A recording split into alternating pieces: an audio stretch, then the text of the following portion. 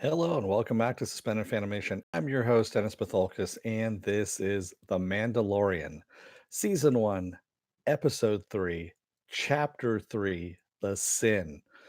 Um, wow, that's all I can say. Some good stuff, and we get a lot of Easter eggs in this one too. So before I start here, I'm gonna, pimp myself out as I normally do here and tell you to, if you haven't subscribed yet, hit the subscribe button down below, like, share, and subscribe. Also, if you like what you see here and you want to follow me, you can hit the little bell down below. It's a 50-50 chance of YouTube actually notifying you when I'm on live. That's why you want to go to suspendedfanimation.com, take a look at the schedule there. And I'm usually within 10-15 minutes of that. I will, let you know by posting, when I'm going to be on live here. So I was a little bit about 10 minutes late here tonight. So sorry about that. I was having to scribble down some notes, and Pepper needed to go to the bathroom too. So I also mirror that same schedule up on my Facebook page, and I also have a Facebook group page where you guys can come in, post some stuff, and that's Pepper in the background scratching right now, and talk amongst yourselves as well. I have a Twitter or Instagram. I have a Patreon page, but I have no tiers set up as of yet. I will by the end of this year, beginning of next year. It will be worth it. I like to actually have stuff to give you guys for your money. That's what I want to do. So. Spoiler alert, I am going to spoil the shit out of the episode. If you have not seen the episode, go and watch the episode. Come on back. This will be a video you can comment down below in the comment section. Thank you, Viking Bitch, for the brand new paddle. Yes. Well, not brand new, but it's newer than what I was using before. And it's a double header tonight, too, by the way. I'm doing Titans right after this. So I know a lot of you are like, Titans? Fuck that. Drop Titans. But no, I'm going to do that as well. So what I normally do is I do a little bit of a recap first, then I do some review. So, for those of you who, and the reason why I do the recap is when I talk through this stuff, it helps me out in my own head as to what I was watching here, and really gets me out of my mind, I guess you could say, and lets me know what the fuck I'm watching. So we start off where we left off in episode 2 with the Mandalorian having the child or Baby Yoda or Boda, however you want to talk, uh, you know, whatever you want to call him at this point. He has him aboard the ship and he's flying him back to the client. And he contacts Grief and tells him he's got the kid, and Grief, tells him, bring him straight into the client. Good work. You're gonna get paid. That was pretty damn fast.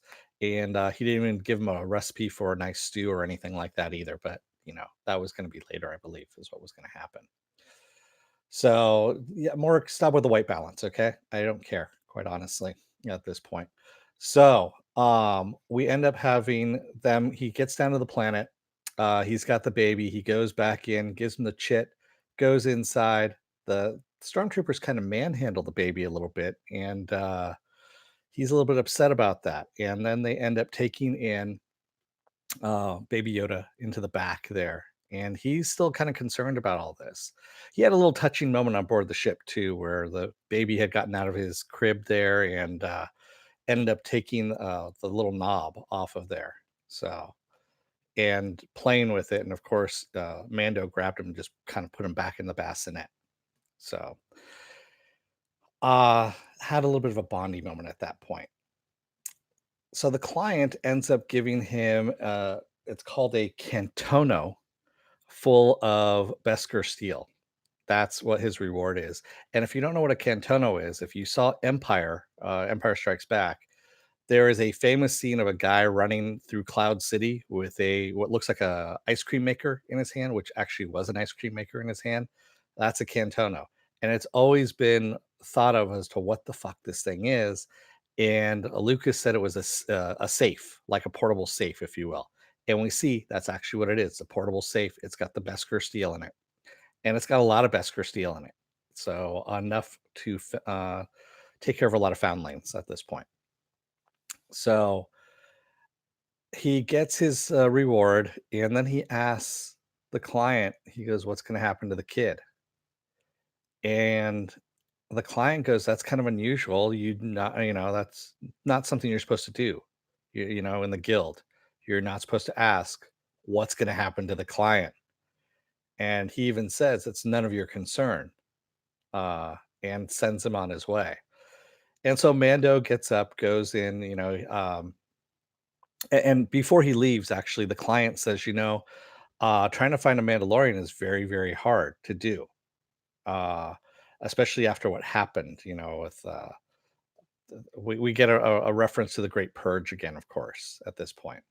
So, and he ends up leaving, of course, and going down to just after the client has said, it's hard to find a Mandalorian. We see an entire conclave of nothing but Mandalorians. And he goes back to the armorer, gives her the Beskar steel that he's got. And as he's sitting there, all the other Mandos come in and see this Beskar steel. And one of them, this big guy, basically he picks up one of them and sees that it's got an imperial symbol on it. He says, "This was taken during the Great Purge. Why are you working?" He goes, "Cowards like this are working with that kind of scum." And he grabs, Armando by the helmet and gets up, and they start fighting. They pull out, blades, and they are just hacking at each other. And the armorer tells them to stop and says that, anytime you can bring in this much steel, you got to do what you need to do in order to survive. That is their way, you know?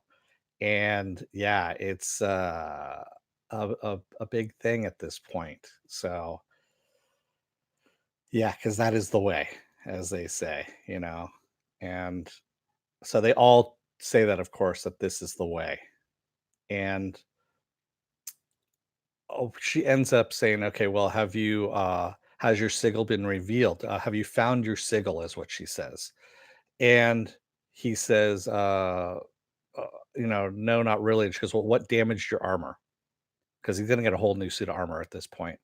And he tells her a mudhorn, and she goes, "Then the mudhorn will be your sigil." So now we find out what this is, what this means when she said in the very first episode, "Has your sigil been revealed?" And that is whatever trial you've gone through as a Mandalorian to basically, almost die, but whatever you did, that is, whatever animal almost killed you or whatever trial almost killed you, that kind of thing. That is what's has shown what kind of metal, what kind of metal that you have, and that was what she wants to put on his armor. And he goes, "Well, I didn't kill it exactly by myself." And she says, "What do you mean?" He goes, "My enemy helped." And she goes, "Why did your enemy help?" And as he puts it, "My enemy did not know that he was my enemy at the time." And yeah. And she goes, "Okay, well then how about some whistling birds then?" And he says, "Okay, whistling birds are good." And we see her forge this suit of armor, and she forges this gauntlet that has all these little like needles in there. And she goes, "Okay, this is kind of pricey, so don't use them up all at once because you're not going to get a lot. You're not going to get these back now at this point." And he goes on his way, and she goes, "Oh, and by the way, everyone's going to know, with this new suit of armor, they're all going to be gunning for you at this point because basically you're just a walking piggy bank. You're Beskar steel, brand new Beskar steel on this suit." And sure enough, he walks back over to the guild where Grief is, and everyone's staring at him when he comes in. They're all pissed at him. And he says, how many trackers did you send out?" And Griff says, "All of them." He goes, "I sent them all of them out, all of them out at this point. They were all after you. It was, anything goes, but I knew you'd be the one to do it. And you made me rich in the process too." And out of his pocket, he pulls two little pieces of the Beskar steel out of his pocket and slips it back in, which are right over his heart, uh, which is going to be a little bit key later on here. So he says, "Well, what now? Are you gonna, take some rest? Maybe go to the twilight healing baths, maybe get some spice, all that kind of stuff." And he goes, "Now I want another job." And so he ends up giving him another uh, another disc for an off-world job, which the Mon Calamari royal son who's actually fled, who needs to be brought back. And it's way out the edge of the galaxy, which is what he wants. The further, the better. And he accepts it, walks off, and he's still thinking about the kid at this point. Yeah, we don't know if that's tied to Akbar or anything like that at this point. So um, he ends up going back to his ship, powering everything up, and as he goes to reach for the little throttle, the ball is off of the throttle because that's the kid had taken it off. And so he puts it back on, screws it back on, and he's thinking, and he powers everything down at this point because he actually talked about this with his guild, with the Mandalorians, about the client, that he's kind of worried about this, about what's going to happen to the kid, and he just kind of voiced his concern, but not totally at this point. And you see him now at this point, he's like, "Fuck this! I can't just leave the kid there. I don't know what's going to happen to him." So he gears up, goes back over, and looks inside the trash can outside of the client's place, and the bassinet, the floating bassinet, is in the trash. And he goes up on top of the roof, has his gun out there, and we see his gun actually has some hearing capabilities, which he can see through the wall. He can see where the client is, and Dr. Pershing is standing there too. And the client basically tells him to extract something from the kid. We don't know what it is, but to extract it all. And Dr. Pershing says it'll kill the kid. And he goes, "I don't care, extract it now." And he walks away. So at that point, Mando's like, "Fuck this! I need to, rescue the kid." So he jumps down, rings the doorbell, rips off the eye that comes out the door, and then walks away. Because the stormtroopers, being as dumb as they are, they come out and they're like, "Okay, let's take a look around the perimeter." And then Mando just blows a hole through the wall, walks in there, and starts shooting down stormtroopers, taking them out left and right. And the nice thing about this is when you see him going through and doing this, he's not just using his blaster; he's also using his blade. He uses his grapple in order to grab one of the stormtroopers. It brings him towards him and slashes them in the throat and all that kind of stuff. I mean, and his flamethrower too. He's doing all kinds of stuff. He's not just using his blasters at this point, which was kind of nice to see this being done. And the other thing that was kind of cool about this is, so he ends up going in and finding, the kid, and Pershing's there, and Pershing says, "Don't kill him. I'm trying to protect him." And he's worried about Mando trying to kill the baby. Now, that's an interesting thing. Now, the reason why he's doing this, why he's saying don't kill him, remember IG-11? IG-11 had orders to kill the kid, not take the kid in alive. So there's another faction going on here at some point that wants the kid dead, you know? And of course, he's not going to kill the kid. He takes the kid off the table. The kid's unconscious, and he starts going through and killing as many stormtroopers as he can on his way out. But of course, he gets surrounded.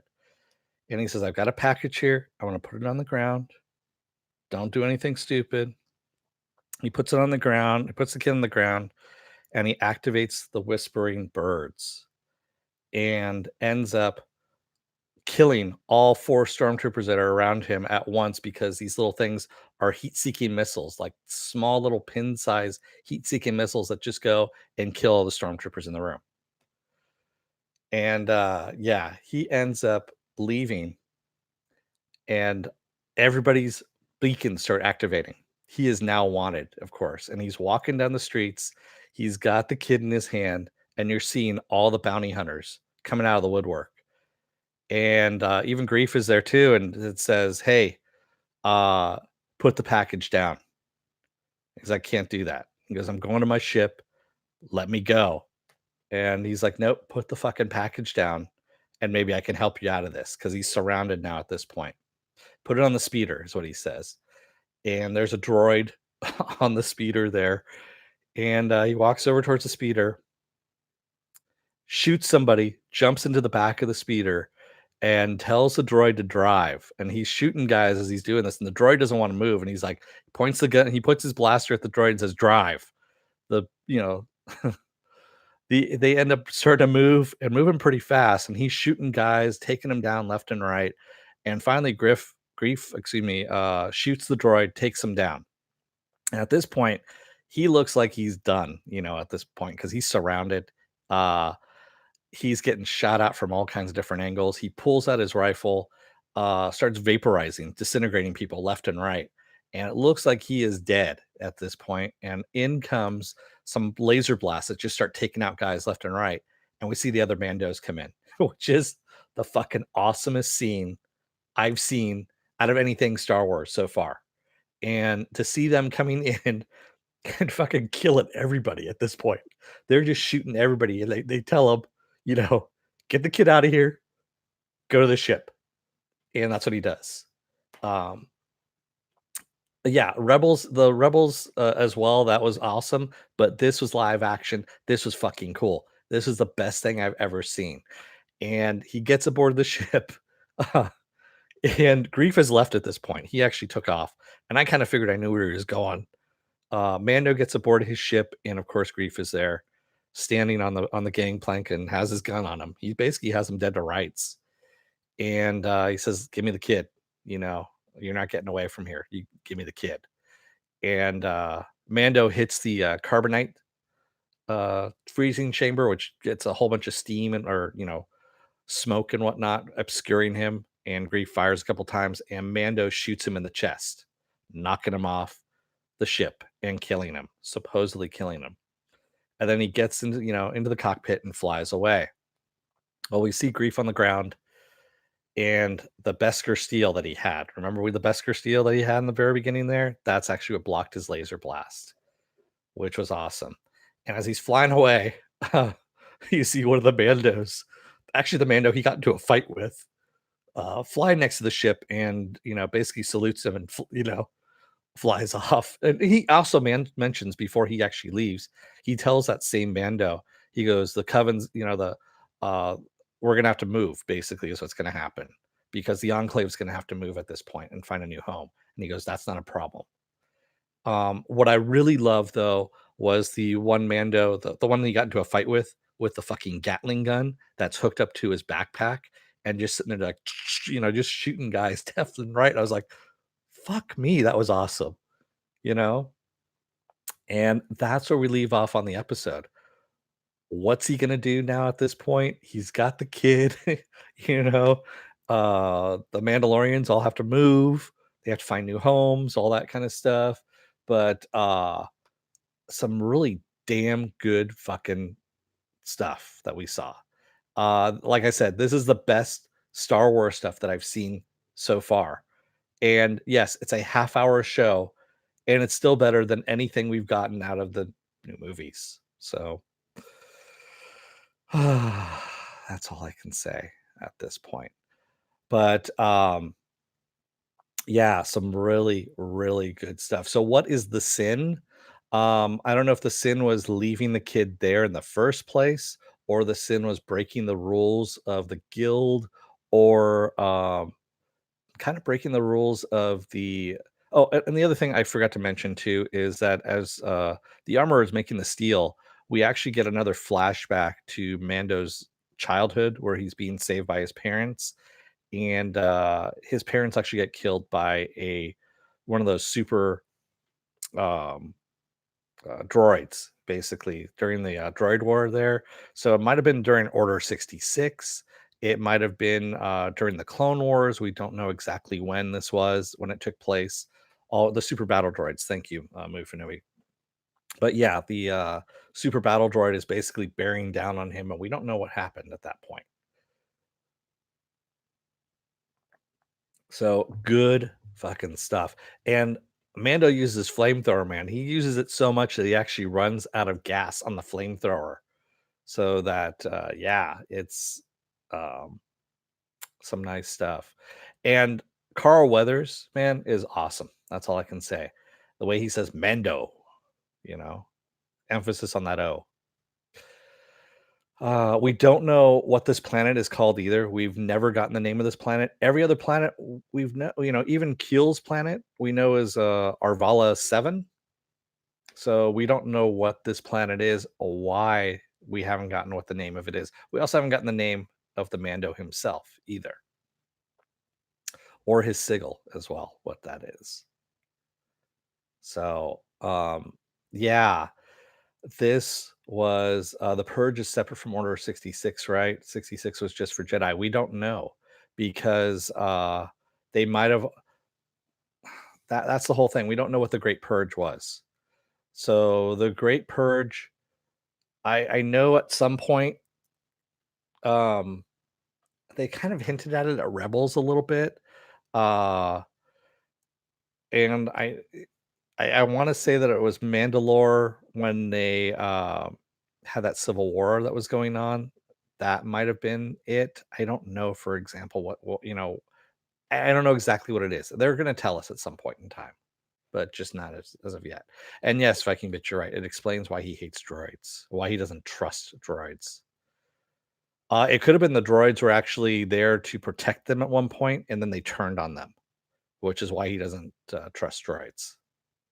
Yeah. And I agree with you, Sven. The Mandalorian cavalry was fucking awesome, especially when he's flying up and around, and you see the above view of them just having everybody pinned in the fucking courtyard and just shooting the shit out of them. And I mean, they're flying around with their backpacks, and he even says, "I got to get me one of those. I got to get me a backpack. Because it's pretty damn cool." Yeah. Mando didn't grab his crib either, so carrying or walking for now. Well, the crib was broken down, Mufinobi. Uh, uh, the kid's crib was actually broken down. And I know we've been calling him Baby Yoda, or some people have actually combined it to Boda, Baby Yoda, so Boda. Uh, the kid is probably, or the child, however you want to call him, he is 50 years old, so the kid I think is a little bit more appropriate. Uh, Stormtroopers are typically stupid and can't shoot for crap. Yeah, because Jango Fett was just a shitty marksman. We saw that from the beginning. uh, so what else do we got here? I'm just scrolling up a bit here.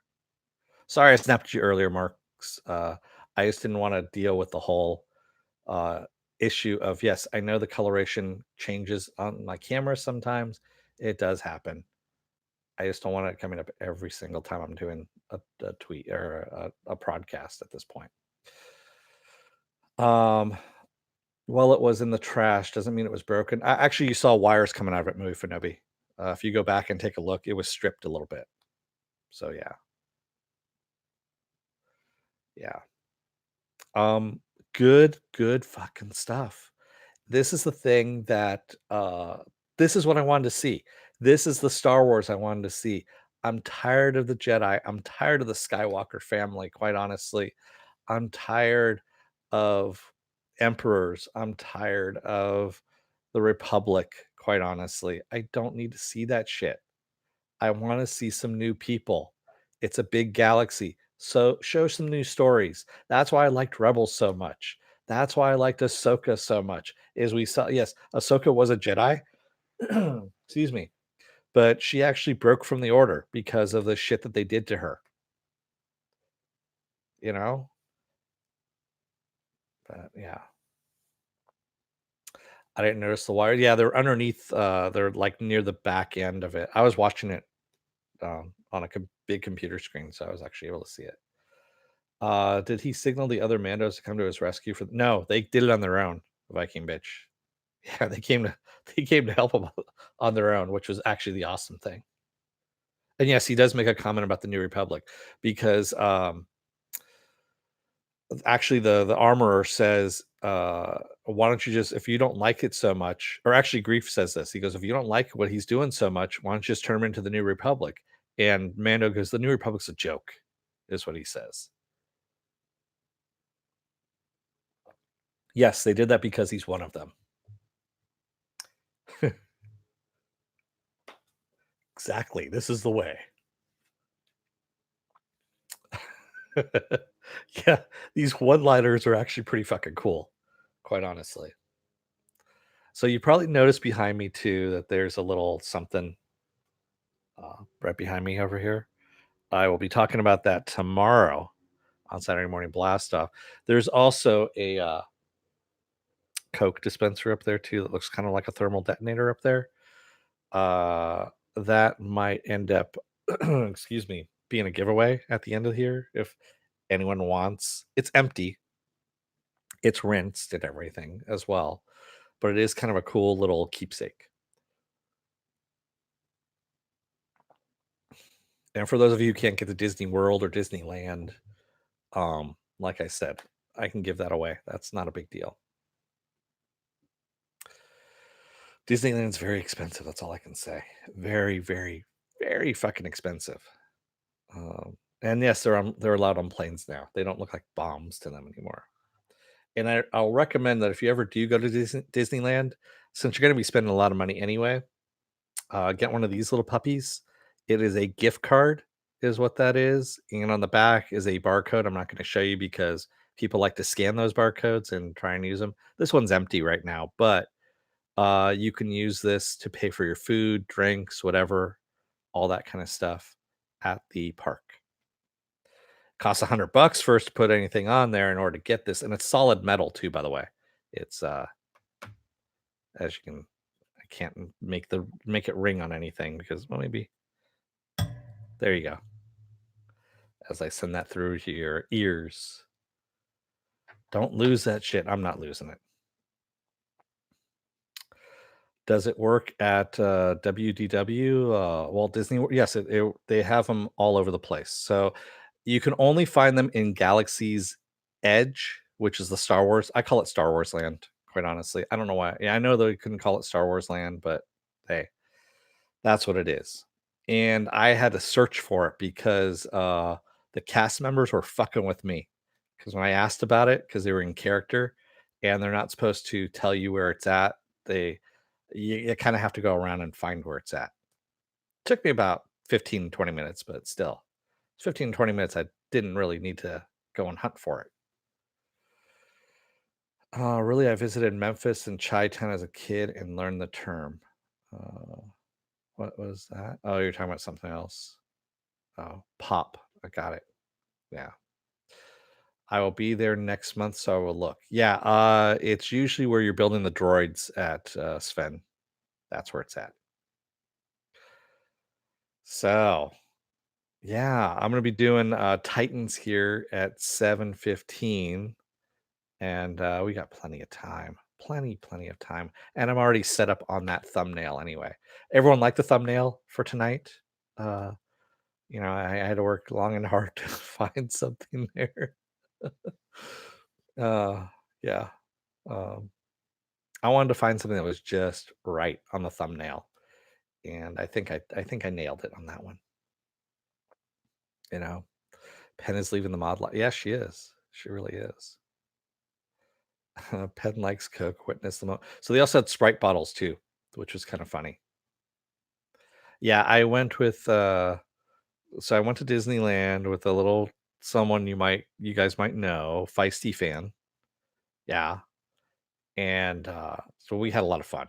We spent most of our time, quite honestly, at Galaxy's Edge because Galaxy's Edge is the shit. That's all I can say. It's some really cool stuff. Yeah. Uh, yes, she does need to join us once. She's busy. She's working right now. She's got Black Friday sales coming up, so she needs to set up the store over there for that. That's why she's not here. And she's got her own stuff too, her own life going on. Oh, good. Oh, did she? Oh, she did actually take ass shots. I kind of figured that's what she did, but I wasn't too sure. Did Feisty help you? No, she actually wanted another different lightsaber altogether. And I'm like, no, you can do that one. uh, yeah, she's gonna build one on her birthday. So, but yeah, it's a cool little ceremony. So where the crowd's as empty as they say. So down here, I'm kind of gonna go into this tomorrow on Saturday morning blast off. plug. Uh, it rained like shitloads of rain down here on Wednesday night. So much so, I think it was like 3 to 4 inches of rain within 8 hours, something like that, or 4 hours, or something. I don't know. It was really ridiculous, and that's kind of personal, there, Viking bitch. But I'll show you my lightsaber tomorrow. Uh, and it just poured down rain. So I think that's kind of what kept some of the crowds down. And uh, then, people started coming at night because I guess they were having the new Christmas parade and all that stuff, the Main Street parade. So yeah, they were doing that. My sister went in Florida for her work. Got to skip lines from Millennium Falcon ride, but she enjoyed it.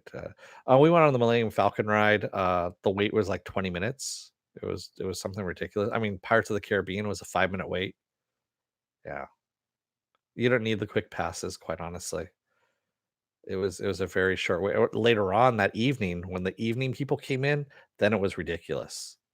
The wait time started going up big time. We couldn't get into the cantina. That was the only thing. That was the thing you actually needed to have reservations for. And I forgot to do that. I was going to, and I slipped my mind. So, enough of Disneyland. Mandalorian was awesome. Um, Looking forward to next week. This is a badass show. This is just a fun show. This is what Star Wars is supposed to be.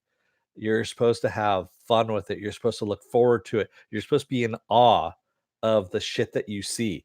It's supposed to be something phenomenal, quite honestly. And just good stuff, quite honestly. It is clickbait. It will be clickbait. No Finobi. So you can see the top of my lightsaber behind my head over here. So just you can live with that for right now. Ah. You know what I will show you? I'll show you one of these guys. That's a kyber crystal. That's a white kyber crystal is what that is for the lightsaber. There you go. That's all you get. That's enough of a tease. Yep, it's just the tip. That's all it was. It was just the tip. Um, if you like what you see here, hit the like button, hit the subscribe button, like, share, and subscribe. Also, if you want to know when I'm going to be on live again next, you can hit the little bell down below there. You can go into the bell settings and get as many or as little notifications as you want. If you want to see when I'm really going to be on, go on to my schedule at suspendedfanimation.com. And you can also put that on, I put that on my Facebook page. So you can take a look at it there as well if you have Facebook. I also have a Facebook group page where you guys can post stuff and you can talk amongst yourselves. I have a Twitter, I have an Instagram, and I have a Patreon page, but there's no tiers on the Patreon page as of yet. Yes, that'll happen at the end of this year, beginning of next year. Yes, as Penn is posting all that stuff there. Ah, yeah, exactly. If you like just the tip, hit the like. What am I got going on? Of course, up next is Titans at 7:15. Tomorrow is Saturday Morning Blast Off, where I talk about the genre news of the week and any other genre stuff you want to talk about. Sunday is Mr. Robot and Watchmen. It's a doubleheader of Mr. Robot and Watchmen. Monday is his Dark Materials, and then we wrap back around again to Friday because I'm off Tuesday, Wednesday, and Thursday because there's nothing going on those days at the moment. So, yeah, Mandalorian, we have 8 episodes. That's it. I wish we had so much more of the Mandalorian, but Sven's like Titans. Oh man. Um, I think I only have 1 or 2 dick jokes this time around. It's not as dick heavy as it was last week. Last week there was a lot of dick jokes. I mean, a lot of dick jokes. So, yeah, I'm sorry about that. It just happened. That's just wrong. I'm almost done with season 3 of Mr. Robot. Holy balls! I regret not watching it sooner. Exactly. That's all I can say. Exactly. Yeah, wait until you get to season 4, then you're gonna go with the rest of us like, "Holy shit." Yeah. Uh, yeah. Dick jokes happen, they do. Drop Titans. I'm not dropping Titans, Mufinobi. I got 2 more episodes here. This is just this one and then next week. Next week is over with. Next week is Nightwing. And, hopefully he does one of the butt poses like they've been doing on the comics and stuff like that, because it's cheesy enough they might as well fucking do it at this point. You're binging Mr. Robot as well, Sven? Like I've told everyone else, season 1's good. Season 2, you can watch maybe the first 2 episodes and the last 3 episodes to kinda get the gist of season 2. Watch all of season 3 because it's damn good, and then you can jump into season 4. Yeah, you don't wanna miss that, the first 2 minutes of season 4, episode 1, because it's, yeah, it's a shocker. It really is. And, Mr. Robot's good, man, it really is. There people, I've gotten a lot of subs in the last week because of Mr. Robot, because not a lot of people are covering it, which I don't know why a lot of people are not covering it. Probably because they have put off watching it, like some people here. But, I've been sticking along with it as well, you know. BD Wong liked your response? Nice. Yeah. BD Wong's awesome, man. He really is. Uh, yeah, he responds back to people too, which is kinda cool. But yeah, we've been having a great conversation about Mr. Robot in the comments of the videos. And also here too, you know, you guys post stuff, your theories here in the comments. Um, talk amongst yourselves. Be respectful though of each other. That's one of the things I've been having to call out in the Mr. Robot comments is people calling each other names and whatnot. And you know what? Everyone has different opinions about shit. Doesn't mean that they're wrong. You know what? Just everyone's got different opinions. Don't need to call people names. Uh, just be nice to each other. I respectfully disagree with your argument, and I say good day. That's all you need to do. Are you sure, Dennis? Maybe it could be Watchmen hate subs. Well, I've got those too, but that's deservedly so, Stanley. I haven't been paying as much attention to Watchmen as I probably should. And yeah, I've been, you know, I've been called out on a couple things here and there. Yeah. And I'll admit to it. Yeah. Once you've caught up in Mr. Robot, be sure to watch the reviews. Yeah, I know. Seriously, definitely watch the reviews. You'll see a lot of stuff. You're only 9 away from 569. Mhm. People being nice on the internet. Yes, Viking bitch, it can happen.